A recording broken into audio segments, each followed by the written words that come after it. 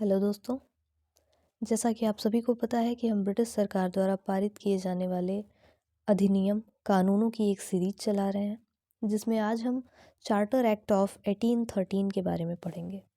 1813 का चार्टर कानून इसे हिंदी में बोलते हैं और इसे इंग्लिश में बोलते हैं चार्टर एक्ट ऑफ 1813। पिछली वीडियो में हमने चार्टर एक्ट ऑफ 1793 के बारे में पढ़ा था और 20 साल बाद, जैसा कि हमने उसमें पढ़ा था कि 20 सालों के लिए एग्रीमेंट किया गया और व्यापार करने के एकाधिकार को, कंपनी के एकाधिकार को 20 सालों के लिए बढ़ा दिया गया था। तो वो एग्रीमेंट 20 साल कंप्लीट हुआ 1813 में, 1813। तो आइए अब देखते हैं कि इस चार्टर एक्ट में क्या विशेषताएं थीं, इसमें क्या बात की गई। तो इसकी विशेषताओं को जानते हैं। पहली विशेषता ये थी कि भारत में कंपनी के व्यापार के एकाधिकार को समाप्त कर दिया गया, यानी भारतीय व्यापार को सभी ब्रिटिश व्यापारियों के लिए खोल दिया गया। देखिए, जो एकाधिकार था, 20 साल का एग्रीमेंट हुआ था कि भारत के ब्रिटिश सरकार द्वारा जो भारत पर ब्रिटिश सरकार के आधिपत्य में जो क्षेत्र हैं भारत के, उस पर जो शासन है, शासन तो अलग बात हुई, व्यापार के लिए इसमें बात की गई है कि व्यापार जो है वो एकाधिकार व्यापार का रहेगा कंपनी के पास।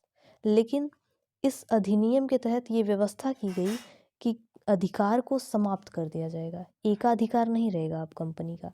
अब कोई भी ब्रिटिश का व्यक्ति, कोई भी ब्रिटिशर भारत में आकर के ब्रिटिश सरकार द्वारा जो क्षेत्र आधिपत्य में है ब्रिटिश सरकार के, उस पर व्यापार कर सकता है।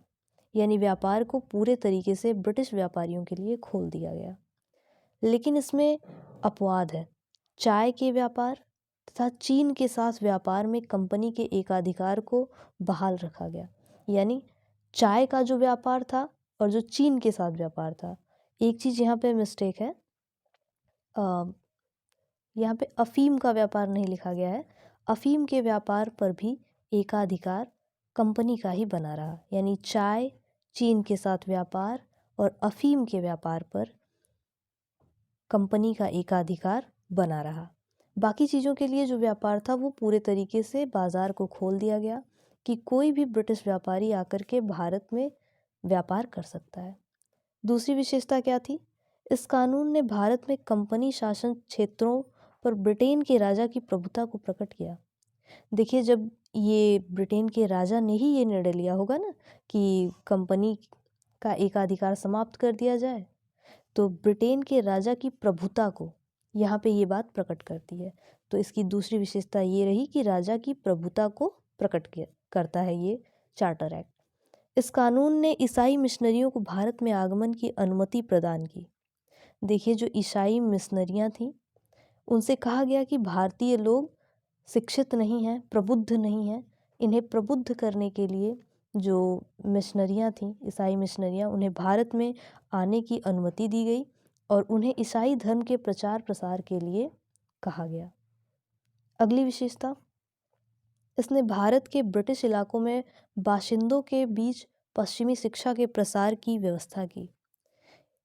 देखिए, जैसे ईसाई धर्म के प्रचार को बढ़ाया गया, ईसाई मिशनरियों को भारत में आगमन की अनुमति दी गई, वैसे ही ब्रिटिश जो इलाके थे जहाँ पे ब्रिटिशर्स बसे हुए थे, वहाँ पर विदेशी शिक्षा को, पश्चिमी शिक्षा को वहाँ पे प्रचार प्रसार की व्यवस्था की गई, वहाँ पे पश्चिमी शिक्षा का विस्तार किया गया। पांचवी विशेषता ये है कि इस कानून ने भारत की अस्थाई सरकारों को व्यक्तियों पर कर लगाने के लिए अधिकृत किया। यानी यहाँ पे जो स्थानीय सरकारें थीं, उन्हें भी व्यक्तियों पर कर लगाने के लिए बाध्य किया गया कि वो अब कर लगाएंगे। और देखिए, ये एक मेजर पॉइंट है इसका कि कर भुगतान न करने पर दंड भी दिया जाता था। अब अगर कोई भी कर भुगतान नहीं करता है तो उसे दंड दिया जाता था। तो ये रही कुछ विशेषताएं चार्टर एक्ट ऑफ 1813 के बारे में। इसमें आपने मेजर पॉइंट में ये पढ़ा कि एकाधिकार को समाप्त कर दिया गया, लेकिन चाय, चीन के साथ व्यापार और अफीम के व्यापार पर एकाधिकार कंपनी का बना रहा। ब्रिटेन के राजा की प्रभुता को प्रकट करती है ये बात, क्योंकि वो उन्होंने ही ये निर्णय लिया होगा। फिर ईसाई मिशनरियों के आगमन की अनुमति प्रदान की गई। विदेशी शिक्षा पश्चिमी शिक्षा के प्रचार प्रसार की व्यवस्था की गई।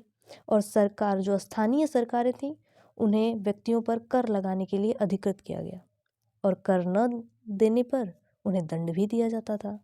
तो ये रही इस कानून की विशेषता, चार्टर एक्ट ऑफ 1813 की। अगली वीडियो में हम मिलेंगे एक नए एक्ट के साथ। अगर आपको वीडियो अच्छी लगी हो तो वीडियो को लाइक करें, चैनल को सब्सक्राइब करें। अगर आप ये जानकारी किसी और से साझा करना चाह रहे हैं तो वीडियो को उन तक शेयर करें, और मिलेंगे अगली वीडियो में। तब तक के लिए थैंक यू सो मच।